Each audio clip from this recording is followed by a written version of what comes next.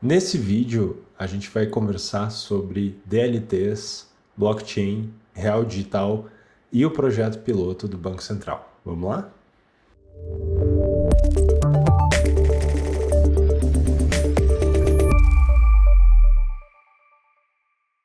Todas as informações que a gente vai discutir aqui, eu retirei da coletiva do Real Digital. Vou deixar o link aqui na descrição para quem quiser entender um pouquinho mais do aspecto econômico e financeiro dessa iniciativa. Nesse vídeo, a gente vai se ater aos aspectos técnicos desse projeto. Agora, por que eu estou falando sobre isso, né? Logo depois da faculdade, onde meu foco era realmente inteligência artificial, eu acabei fundando uma empresa que trabalhava diretamente com a tecnologia blockchain. Então, eu e alguns sócios criamos um time incrível e eu pude trabalhar alguns anos ao lado de pessoas muito boas e resolvendo desafios muito complexos. Então, aqui tem um post que eu fiz no Medium, que na verdade é um compilado de um curso sobre blockchain e sobre essa estrutura, né, que eu costumava dar. Então, se você tem interesse, de repente deixa um comentário aí para eu ficar sabendo e a gente pode fazer um material trazendo esse conteúdo para o português e indo capítulo a capítulo para explicar um pouquinho mais sobre a estrutura DLT ou blockchain.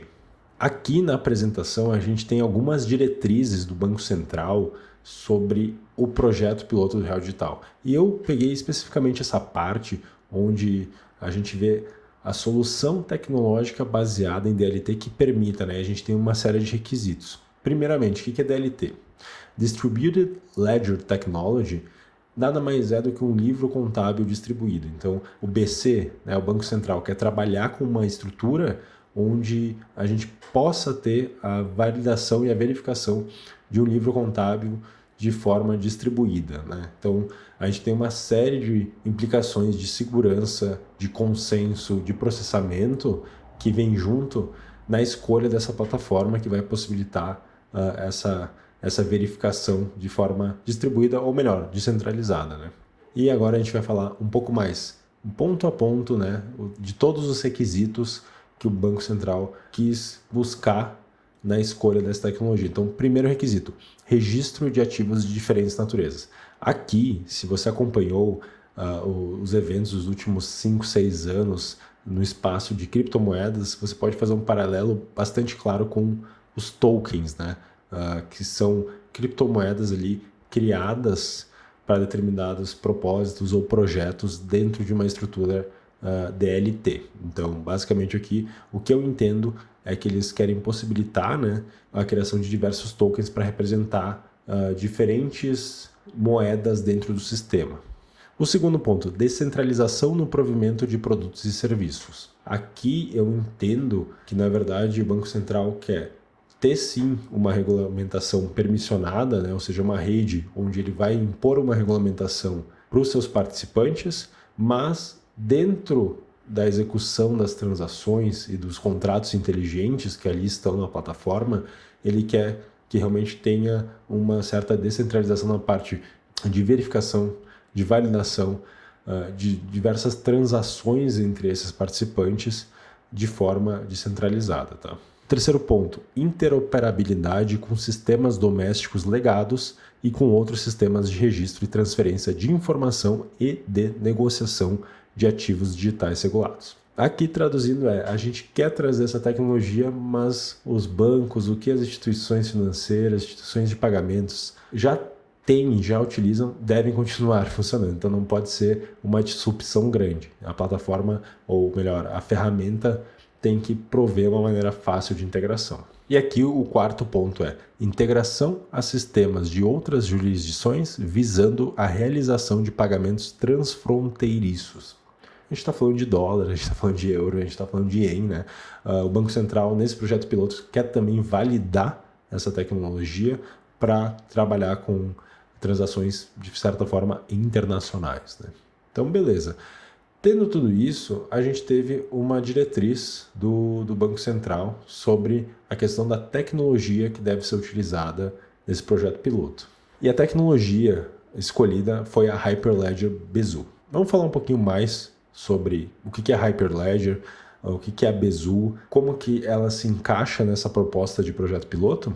Então, Hyperledger Besu é um projeto da Hyperledger que faz parte da Linux Foundation, então a partir daí você pode já imaginar que é totalmente open source, né? Aqui a gente vê, né, no slide de apresentação que é a plataforma mais avançada Ethereum, né? O cliente mais avançado Ethereum, que pode trabalhar com blockchains públicas e privadas. Aqui eu acho que tem bastante coisa para a gente discutir, mas vamos passar por cada uma das features e daí eu posso explicar um pouquinho mais a fundo o que significa isso para traduzir de uma maneira técnica para vocês. Public and Private Chain Capabilities. Então, o que eles querem dizer aqui? Que o cliente Besu ele pode trabalhar tanto com blockchains públicas quanto com blockchains privadas. No projeto do BC, aqui o projeto piloto do Real Digital, o interesse completo é de uma blockchain privada permissionada, ou seja, a gente vai ter dentro dessa blockchain apenas participantes selecionados e dentro desses participantes selecionados, cada um deles vai ter um certo nível de permissão para interagir, para fazer validações, para mandar transações nessa estrutura, nessa rede. A segunda feature aqui é Most Advanced Permissioning, ou seja, dentro dessa DLT que a gente chama de permissionada, cada participante realmente tem um nível de granularidade das permissões bastante elevado. Então aqui, uma característica que a Besu se destaca em relação a outros projetos, como por exemplo Fabric. Secure Off-Chain Privacy, né? Aqui a gente está falando de transações seguras fora da chain principal, né? Então, participantes podem, por meio de um mecanismo que depois eu vou mostrar para vocês, trabalhar com transações privadas entre eles e mesmo assim elas podem ser validadas por todos os participantes da rede. Então isso é um princípio muito bacana, que aqui a gente continua tendo a privacidade entre diferentes instituições financeiras, mas o funcionamento continua íntegro, ou seja, a validação continua sendo feita de forma descentralizada. Stable e Fast Finality, aqui a gente quer dizer que realmente é resiliente, então tem algumas premissas do BC ao longo da coletiva do Real Digital, onde eles focam muito nessa parte da resiliência e do aumento de eficiência das transações. Então aqui a gente vê que a Besu também segue esses princípios, né? Também tem esses requisitos e é muito boa nisso. E por fim, Simplify Deployment and Monitoring Options. Então é muito importante que a gente possa monitorar, né, esses sistemas com ferramentas de mercado, que a gente consiga fazer o deployment delas, dos nodos, né, dos participantes de uma maneira simplificada para que todos os participantes do piloto consigam trabalhar de forma ágil e eficiente. E aqui a gente tem na direita, né, os 3 pilares. Então, Scalable, Reliable, Easy to Deploy. Então, aqui é realmente tudo que a gente quer de uma estrutura DLT.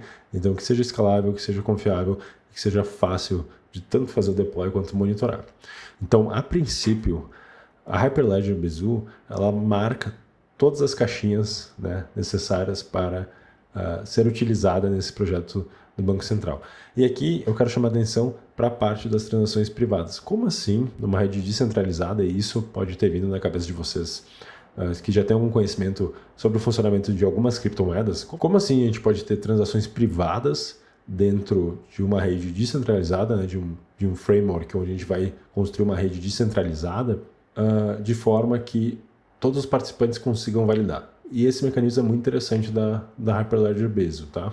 Então, os 3 pilares aqui, Scalable, Reliable, Easy to Deploy. Scalable, a gente está falando realmente da escalabilidade da plataforma. Quantos participantes ela suporta? O número de transações por segundo não é realmente impressionante, mas para o caso de uso do Banco Central, do projeto piloto, é mais que o suficiente. Aqui, a parte de Reliable tem um detalhe muito importante. Quando a gente falava um tempo atrás de blockchains, DLT, o que vinha na cabeça dos meus clientes era mineração, era Bitcoin e era Proof of Work. O que é o Proof of Work?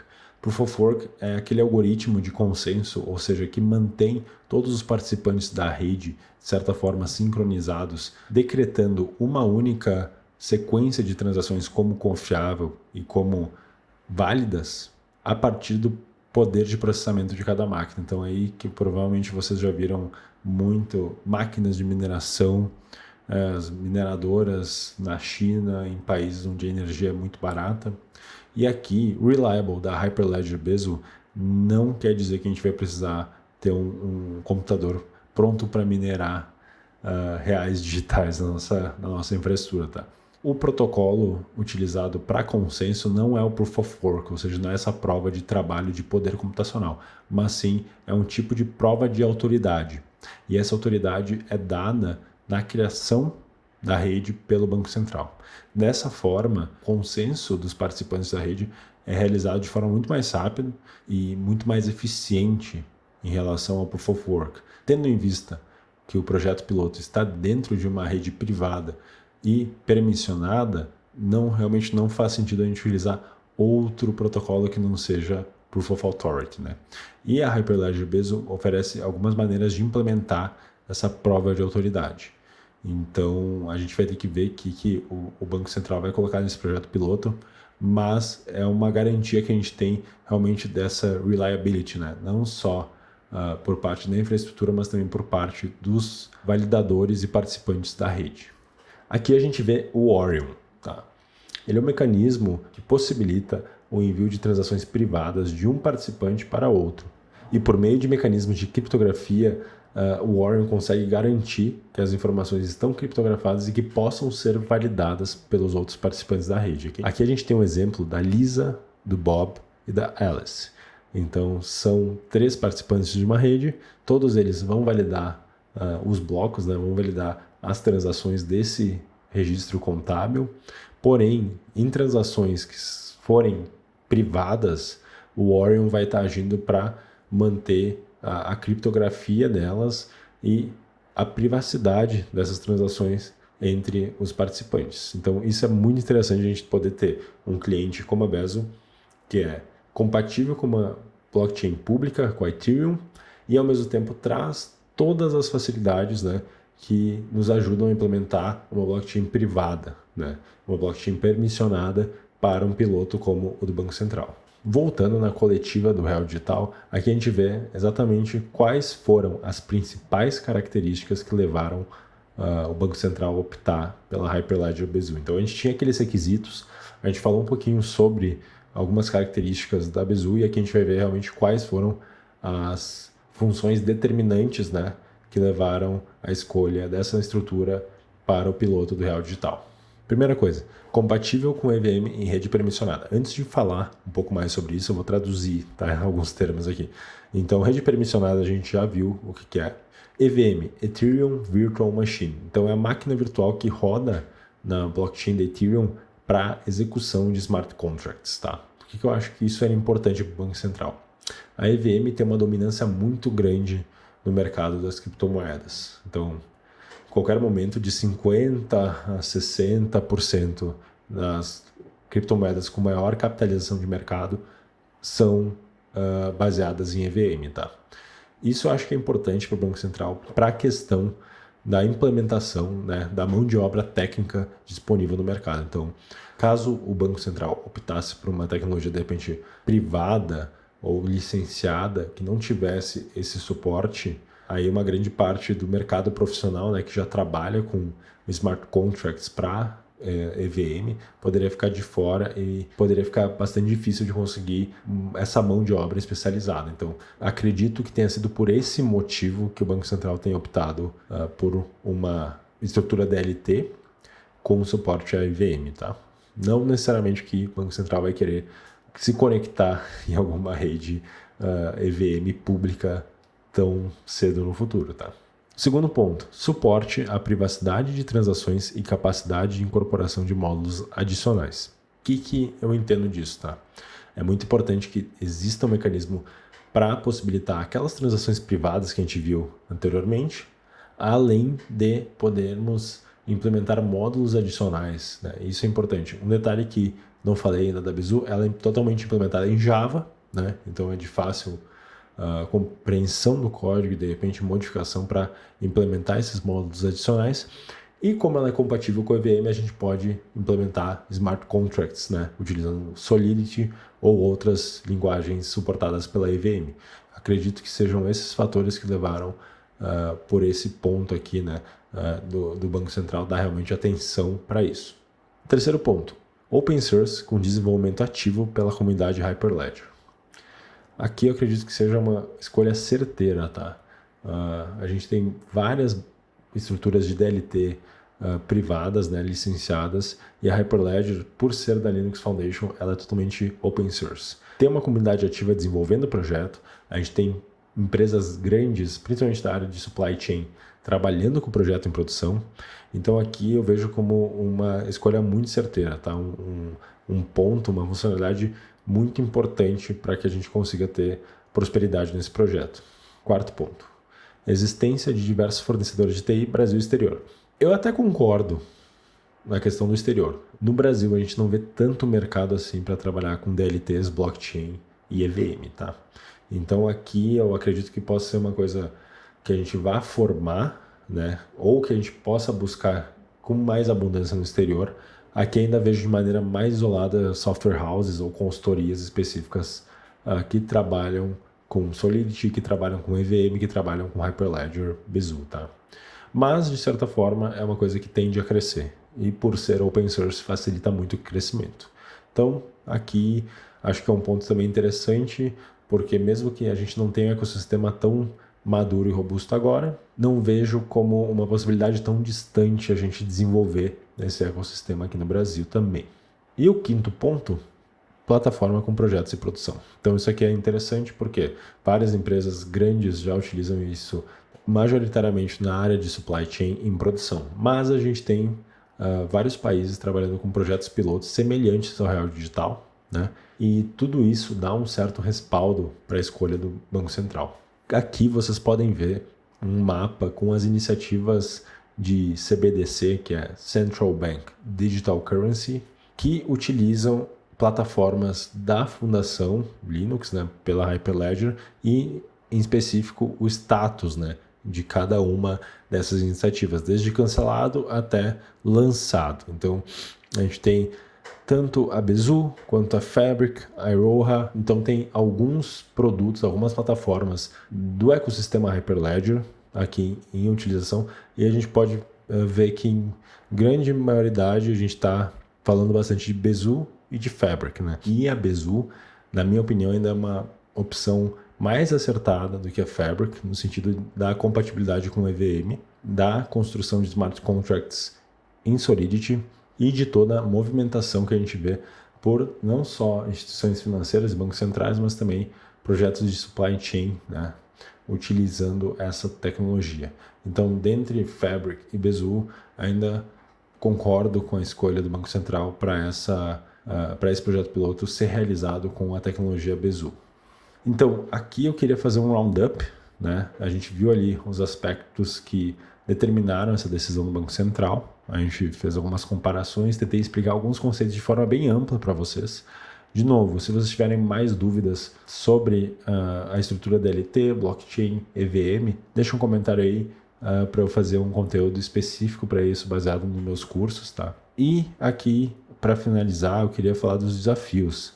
Esses desafios aqui, tanto os técnicos quanto os executivos, eles podem não só surgir com a Hyperledger Besu, mas também com a Fabric Core DR3 ou com outros providers, né, de tecnologia DLT. Isso é uma percepção baseada em ter realmente trabalhado nesse espaço muito ativamente alguns anos atrás e atualmente trabalhar como consultor e assessor de alguns projetos de blockchain e DLT. Então, começando aqui pelos desafios técnicos, tá? O desenvolvimento de smart contracts é uma disciplina bastante difundida, tá? A gente tem muito material, mas ainda no Brasil, a experiência que eu tenho me diz que a gente não tem tantos desenvolvedores à disposição, então acaba sendo uma mão de obra especializada bastante escassa.